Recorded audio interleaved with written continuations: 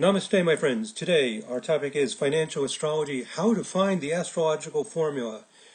In other words, suppose you want to figure out when a particular stock is going to go up or go down, or you might be interested in a commodity, such as gold prices or what have you, silver prices, anything. I'm going to show you the steps to find the formula, and I've got 5 steps here. And this is part 1. I'm sure I won't get through all of this today. I'll be lucky, so to speak, to get through a few of these steps. So here are the 5 steps, and I will continue with part 2 and part 3 if that's necessary. Okay, 5 steps. Number 1, you have to have data. Okay, so you're going to need to have some data. The data I'm going to work with today is gold prices, and I will show you how to get the data so that you can analyze it. And then step 2, okay, so you've got this data, gold prices, maybe the price of gold is $5 today, and it's $6 tomorrow, and it's $7 the next day, and it's going up and down. So supposedly, astrologers think, crazy people like me, that there might actually be something in the stars that's affecting that. It sounds crazy, but it might be possible. Okay, so how are we going to find the formula? Well, here's one way to do it. Not the only way, but it's a very cool way to go about it. You find the high days. You find the days when, well, I'm going to talk about gold prices. You can apply this to anything. If you're doing IBM stock or whatever, the day the stock price is high. Actually, this is not restricted to financial astrology. If you have performance values, such as, athletic performance in each game, you could apply it to that as well. Okay, but we're going to talk about gold prices as an example of financial astrology. So what we're going to do is we're going to find the days when the prices are high.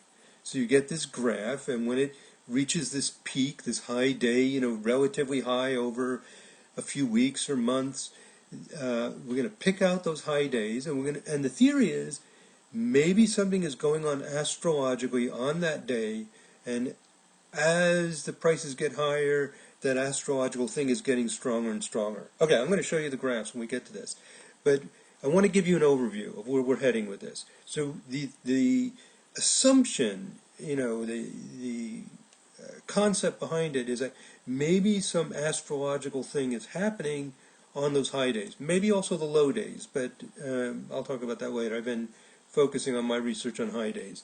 Now, so we select out the high days. Step 3 is we see what's going on those days, astrologically.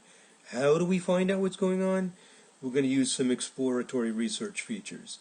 Okay, so now I have found out through this, by the time I finish step 3, or you finish step 3, you found out, for example, we're going to find out that when gold prices are high, Sun and Jupiter are in a certain angular distance apart. Believe it or not. Now, I'll talk about what that means scientifically. It actually doesn't prove anything. We'll get to that. But anyway, over the period of time that we have gold prices, it's a fact that Sun and Jupiter are in certain distances apart when the prices are high. So we will find that out.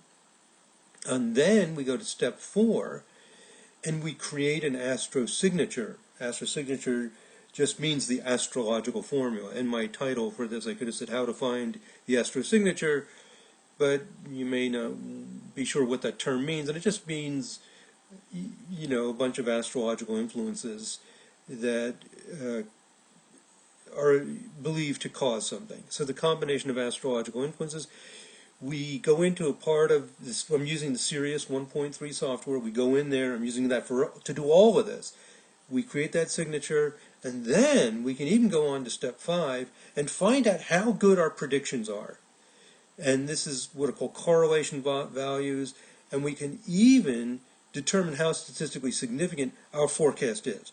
So you can go from point A, from scratch, so to speak, from the beginning, get the data all the way up, find the formula, and see how good the formula is. Is that amazing or what? Okay? So we can do the whole thing. And I'll take you through the 5 steps. Now, in reality, life is not so linear. and you may not go 1, 2, 3, 4, 5. You may jump around, you may go back. So I made a note here. Also, you may go back to previous steps to refine the formula. On the other hand, actually, sometimes you may just go straight through in this order. Okay, you got the idea? Okay, let's go for it, man. So we're going to have some data. So let's go on to step 1. Well, I'm going to go into the Sirius software. And here we are. We're in Sirius 1.3. I'm looking at a chart. Actually, this is a chart of a high day. Gold prices were high on January 3rd, 1994. So this is the kind of thing we're going to be able to do, is pick out days when the prices are high. But step 1, before we can pick out days, we need to have data. Okay, where's our data?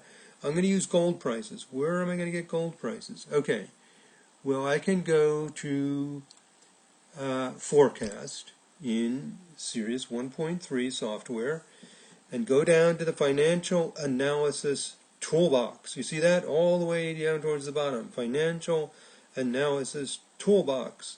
And I click on that. And that opens up this window, which shows me, if we look at this carefully, I've got mundane data, transit to transit only, and I have personal data. The mundane data is things like gold prices or silver prices, things like that. If I click on this gold price, it says gold.fdk. Well, FDK is just means financial data in Kepler and Sirius. It's just 3 letters we made up. But you can tell by the first part of it, this must be gold prices. And we can look and see the graph, and that tells us the time period. In fact, it even tells us below, the data is only for 2 years. January 91 through the end of 93, or what is that, 3 years, whatever it is, 91, 92, 93, 3 years. So it's only 3 years of data, and there it is graphed. So there is some data that comes with Sirius, and also with Kepler. Now, and I've got soybeans and some other things, wheat prices. Well, let's click on soybean prices. Again, it's only 3 years of data. Now, if I go over here to, now, mundane data means we don't have a chart, or maybe you do have a chart if you're an astrologer, but let's assume we don't have a birth chart for when soybean prices began. I mean, soybeans have been growing for hundreds and thousands of years or whatever, and we don't have a birth chart for the first soybean.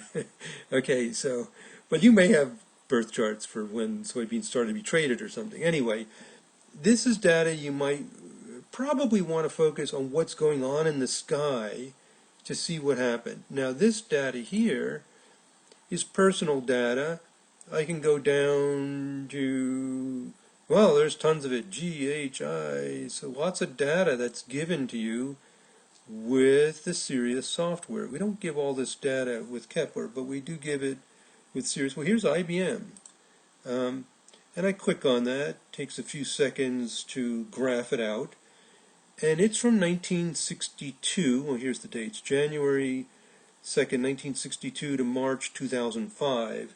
Well, that's pretty good. So we've got, 43 years or something like that of data. It looks like, see this sudden drop? Vroom, it looks like that might have been a price split where they changed the value, something like that. I'm not a financial person. Whatever you call that when they change the prices. So, in other words, that's not a natural change. It's a humans went in and just decided to change the value and give you more stock at less value or something like that. So anyway, there it is. It's kind of interesting. The price goes up, and it goes down. It looks like a kind of rhythmic thing. And this is where financial people create these theories of waves and so on. And this is kind of interesting. Look, this is like a slower wave after it's what we call a split or something, and it goes gradually up, goes down. Well, maybe we could find these cycles, although this cycle looks different from this cycle, at least superficially.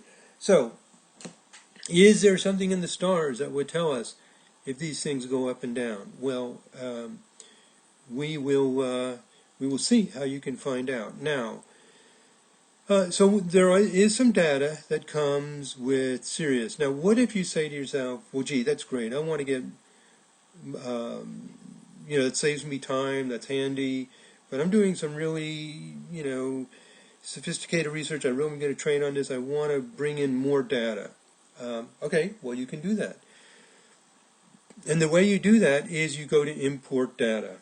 There's a little button here. So I'm in this toolbox for looking at data. And by the way, this is IBM. Before I go on to that, let me backtrack a little bit. Company, and we do include company data with Kepler and with Sirius, more data with Sirius than with Kepler, but Kepler's got quite a bit as well. And there's the date of when the company was founded or the first trade date and so on. People do research when they reincorporate and so on. So there may be several dates, but in the cases of companies, there may be a birth chart you want to relate it to. You can also relate it to just the transits in the sky. Just the fact that this is here under personal data doesn't mean you have to use transits to natal. You can use transit to transit if you want to. It's just a handy distinction between commodity type things and company type stuff that does begin on a fairly clear date. All right, so what if you have more data and you want to bring that data in? Well, there's a button here called Import Data. And I click on Import Data, and it says, get your file and import it. Okay, so we can import data, but where does the data come from to import? Well, there is some data free online. I've got here, I didn't resize this to fit your screen area, sorry, a little sloppy in my preparation for today's tutorial. Let me shrink this a little bit. Okay, there you go. So here is, putting that on the area I'm capturing for the tutorial.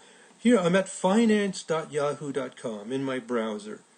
Just to not be distracting, I'm going to close these other tabs. There. I'm in Yahoo, finance.yahoo.com. So you can go there and you can get data from them for free. So I'm going to type IBM. Whoops. Click in the area to type helps. Type IBM and say get quotes. And there's that little pop-up thing that confirms what IBM is. So it tells me about IBM, and here's a little graph. Wonderful stuff for financial people. Excuse me. On the left side here, there are some choices, and one is historical prices. Wonderful. The wonderful people at Yahoo make this stuff available. So I can go to that because that's what we want for our research. We don't want, the prices every minute. You could do that kind of research as well. But for what I'm doing now, I'm looking at historical data. So I click on historical prices, and it shows me. I can pick a beginning and ending date. Begins January 62 up until today. I'm doing this on March 18. I happen to be making this tutorial, 2013. I can get the prices. I can change the dates. It's already showing me those for that time period. At least I think it is. Yeah, it is. And I can download to spreadsheet. There it is, my friends. There's the trick. I can take that data and download it. So I click on that, and my browser pulls up a little thing. I did this earlier today, and it's doing it again now. Anyway, it downloads it into a file with the unexciting name of table.csv. So you can download the data, and you can import that data into Sirius and have it. Now, finance.yahoo.com is just one site that I happen to know about. I'm not a financial expert. Some of you may know better sites. There's also data that you can purchase that might be more comprehensive or have certain advantages. But this is just to give you an idea that you can get the data, download it. The data in financial usually has what they call an open, the price at the beginning of the day, the high, the low, and the close. And by the way, they give you a choice here, whether you want daily, weekly, monthly. We want daily data. We want as much data as we can get. And more data, the better to track these things. So we download it. And then what I did is I copied that file. I already did this. I'm not going to bother you with the mechanics of copying files in your computer, but I copied the file and I renamed it to ibmnew.csv. So I'm going to skip that part. It's not very exciting. I copy the file, I rename it, and I go back into Sirius, and then I clicked on this import, and at least I hope I still have it here. I did this earlier. Let's see if I have it here. I'm in the C colon. I happen to have this installed in something called, in a weird folder called Series 12 New, because that's what I called it when I started working on this version of Sirius. Anyway, normally yours would be called Sirius 13, probably, your folder. Okay, so I've got a lot of data here, a lot of files. I'm just scrolling up to find my IBM New. Okay, so here it is, ibmnew.csv. This is the file without any changes. I didn't edit it, I didn't play with it. That is the file I downloaded from finance.yahoo.com. So I just called it IBM New. It's my new data, whatever. You call it whatever you want to. You could leave it to table.csv. And I put it into my Series 12 folder. I could put it anywhere. I didn't have to copy it in here. It's just what I did to keep myself organized about what I'm doing. And then I click on Import the Data. And on the right side, it gives you some information about the different formats. And actually, I have here in Notepad, the little editor that comes, actually this is a variation of the editor that comes with Windows called Notepad 2. But anyway, it's a little editor, just shows you text files. And a CSV file is a text file. And here's the data. I'm scrolled down to the bottom. This is the file, you stretch this guy out, that I downloaded. This is the table.csv. You can look at it. And it's in this format, year, month, day, and there's the high, low, close, da-da-da. So there you go. That's the file, and that's the file we're importing. And I click on Import the Data, and it takes a little while. And by the way, that while it's doing this, it'll be done in a few seconds, I think, but while it's doing it, there, one file's successfully converted. Thank you, that was very nice of you. So Sirius did it. It took the data and imported it into the format that Sirius wants to use. And Kepler has this ability to do this as well. By the way, I wanted to show you this. This data that's imported is in chronologically reverse order with the most recent dates at the top. Sirius will figure all that out. It'll figure out what format it's in. It'll just import it and put it in chronological order going forwards, not backwards. Okay, so very nice import capabilities. You just import it, you've got it. I'll return to previous screen. And when I imported that data, I forgot something. When I import the data, it asks me at the bottom whether the data is mundane data. In other words, you want to put it in that tab of mundane data, or is it data for a specific company? And again, this doesn't restrict the astrological methods that you use. It's just a handy distinction. And I forgot to do it, but fortunately it was on the correct default. I think because I was playing around with this earlier and stayed on that default, or maybe that is default. Anyway, it did it correctly, because I want to put this in the personal data, because that's where I put company data. And now if I go down to IBM,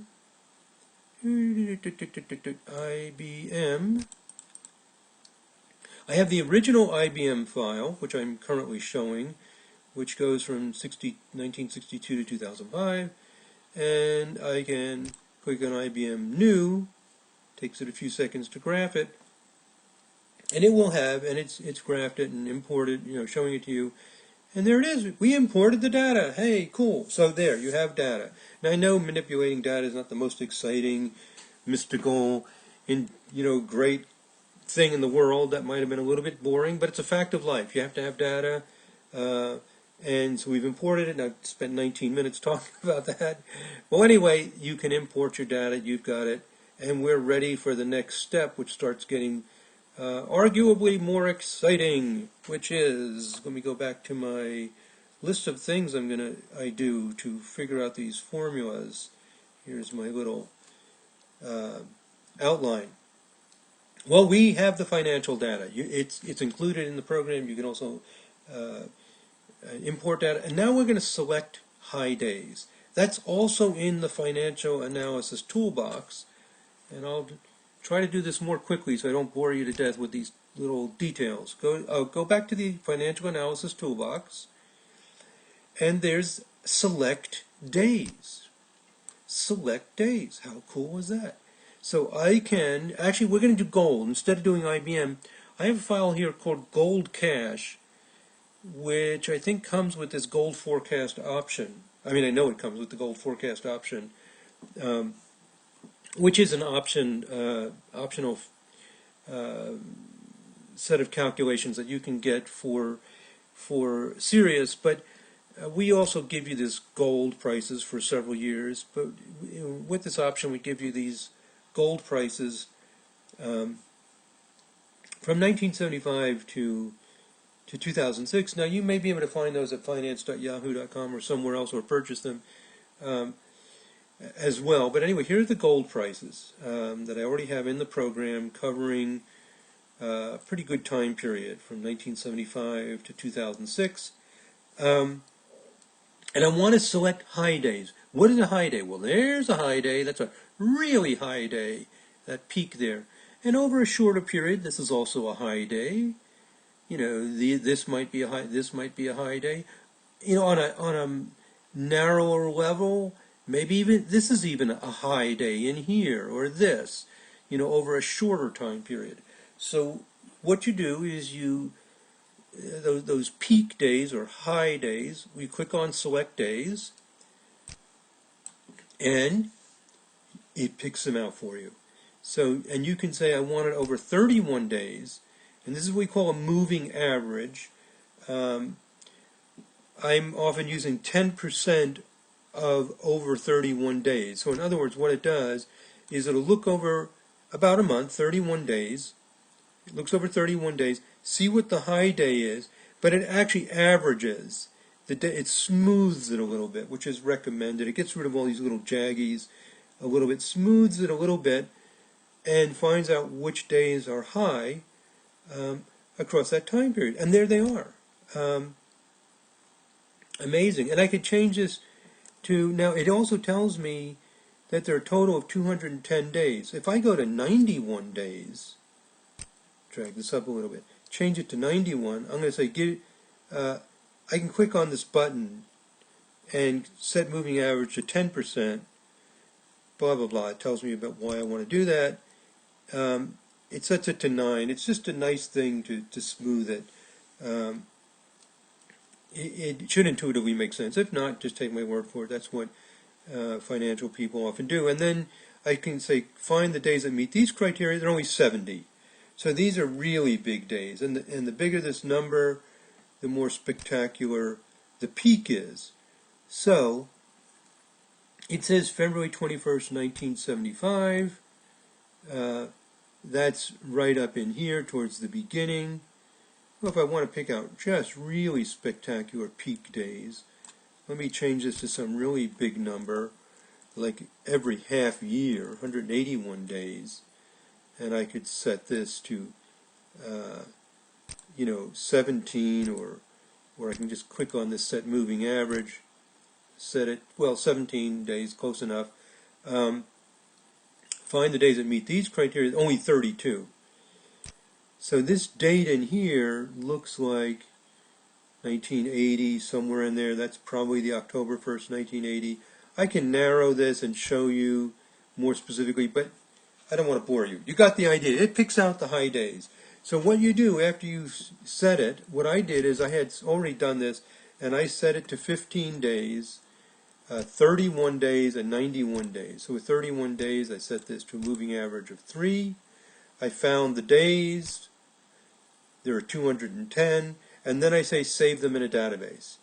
And then it saves those days so I can analyze them. And I select a research category. First of all, I pick a location, and I'll use New York, New York. I give the charts a name, and you can tell from that chart before, I called it something like, move my